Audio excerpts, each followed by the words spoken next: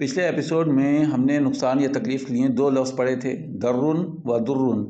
صبح اور شام کے اذکار میں بھی ہم اس لفظ کو پڑھتے ہیں، بسم اللہ الذی لا یضر مع اسمہ شیء فی الارض ولا فی السماء وہو السمیع العلیم۔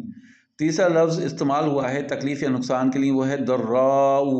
اس کے معنی ہوتے ہیں تکلیف یا بدحالی کا دور، جان مال یا اولاد کا نقصان ہونا یا قحط کا آنا۔ اس کی ضد یا اپوزٹ نعمہ آتی ہے جس کے معنی ہوتے ہیں خوشحالی۔ ضراء ایسی ظاہری تکلیف کو کہتے ہیں جو دوسروں کو نظر آئے۔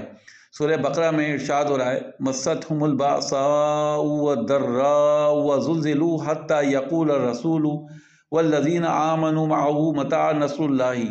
ان کو بڑی بڑی سختیاں اور تکلیفیں پہنچیں اور وہ ہلا ہلا دیے گئے، یہاں تک کہ رسول اور مومن لوگ جو ان کے ساتھ تھے سب پکار اٹھے کہ کب آئے گی اللہ کی مدد۔